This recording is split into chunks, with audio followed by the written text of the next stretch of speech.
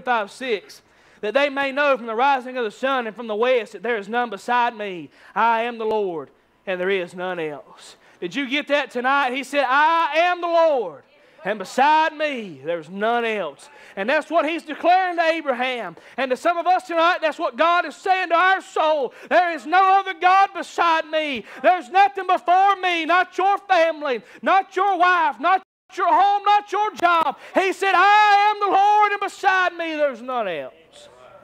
Exodus 23, thou shalt have no other gods before me. But it's one thing to trust God while waiting upon the promise to be fulfilled. It's quite another thing to trust Him when He asks of our most prized possessions. And some of us tonight just need to be honest with ourselves. We talk about wanting God. Boy, we talk about wanting revival. We talk about wanting to see our loved ones saved. We talk about wanting to see our families, see God move. But we're not willing to go and move 1 inch for God to move in our life. God puts His finger of divine appointment upon the sin in our life, and we're too busy. We're like, God, I don't want to get rid of that. Boy, I like it too much. And at the expense of our pet sin, we'll send folk to hell. At the expense of our pet sin tonight, you listen to what I'm telling you, at that expense, we'll cost revival for our communities. I'm telling y'all, you know the situation we're living in. If anything needs to be done, it's revival. If anything will be done, it'll be done by God. It'll be done by God's people putting their trust and faith and reliance upon Him. Abraham waited 25 years for Isaac to be born. Now we find Isaac is somewhere around 15 years of age. He is the fulfillment of all the promises that God had ever made to Abraham. And yet the Lord asked Abraham to give him back. He said, Lord, I waited a long time for him. Now, you know Abraham is just flesh. And it don't say, but I wonder if in his mind, that rolled through the corridor of his mind, Lord, He's the fulfillment of everything that You have ever promised me. I've waited 25 years for this boy. In Him lies all my hopes and all my dreams. And now You want him back. I really can't fathom what all Abraham thought that day as God gave him this proclamation that he must take his son and offer it. Surely this must have broken Abraham's heart. After all, Isaac represented again all the promises of God. In truth, to Abraham, Isaac was life. If Isaac were dead and gone, then the promises of God would be worthless. If Isaac were to die, then the hopes of Abraham would die as well. Yet we do not find him trying to negotiate with the Lord like you and I would do. We'd say, Lord, take something else. Lord, let me give You the keys to my car. Let me give You the keys to my house. Let me give You what I have in my pocket tonight. Lord, let me give You anything else but what You have asked of me. But no, Abraham, when God said, Abraham, Abraham, He said, here am I. And God gave him that proclamation. Though Abraham may have wondered and it may have run through his mind, he never questioned. He never said, Lord, I'll give You something else. But he was faithful to what God had told him to do. And my friend, that's what we have got to do. We've got to be faithful. When God puts the finger of appointment upon what God desires, we must be faithful and offer it up and be obedient unto God. Because if we're not obedient, He'll never send us revival. And I said earlier, the reason we won't have it is because we won't sacrifice like they used to.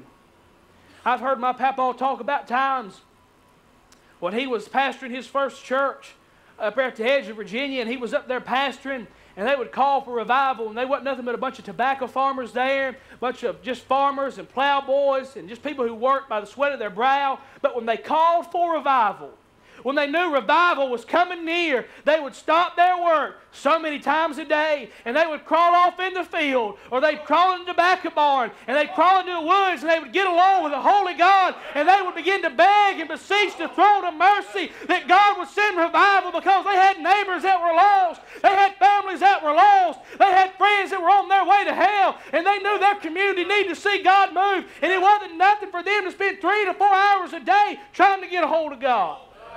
Boy, we won't spend 15 minutes in our closet. We won't spend 15 minutes before. Some of us won't even bow our head to bless our food. And we expect God to send us revival. We say, God, we're your children. God, you saved us. We demand revival. It doesn't work that way. God said, you must meet the requirements. You must be humble. You must meet all that I say in order for me to send you revival. And if you won't sacrifice, I won't give. If you won't be obedient, I won't give. My friend, tonight, please, let's be obedient unto the Spirit of God. I desire revival. I yearn within my soul to see God do something in Tyrone. I yearn within me to see God do something in Lexington, because we need the fire of God here. If there's ever to change our nation, we need the fire of God. And we must be obedient to God's proclamation. Then secondly, not only I see God's proclamation, I see Abraham's perseverance. Boy, when God challenged Abraham's faith, it didn't waver. It stood the storm. Abraham would go all the way up the mountain, not knowing the outcome, but fully trusting. Abraham didn't know what to expect, other than he was going to have to give Isaac when he reached the top of that mountain.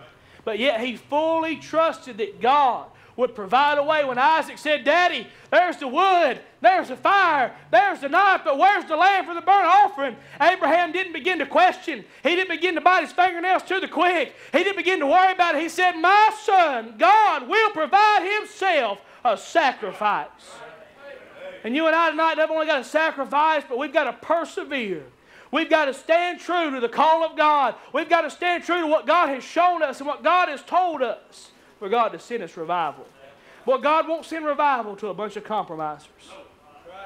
He won't do it tonight. I hate to burst your bubble. But if you're going to compromise on the Word of God, if you're going to compromise on the ways of God, you'll never get revival. Revival has always come to those that withstood the fire, those that stood against the norm, those that stood against the world and conformity and compromise. God has always sent them revival in their time of need. So we see Abraham never wavered. He simply gathered together all the things that he needed to worship God. Now see, here he is now. You understand the picture. He's been told what's going to be done. Now, most of us probably pull our hair out. I don't have much back here, and it's about all gone. And I might would have started pulling it out if I'd been Abraham. But Abraham began to gather all what he needed to worship God. I said, Abraham began to gather what he needed to worship God. He didn't begin to bellyache. He didn't begin to worry and complain and cry. But he began to worship. He was ready to worship God because he knew God had never failed.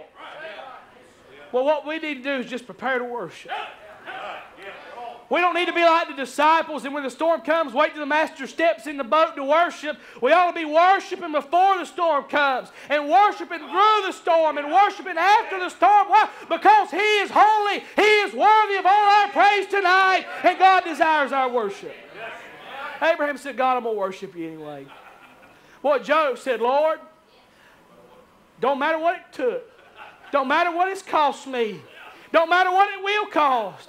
The Bible said Job lost all he had. God took it all. And Job rent his mantle and fell down on the ground and began to worship God.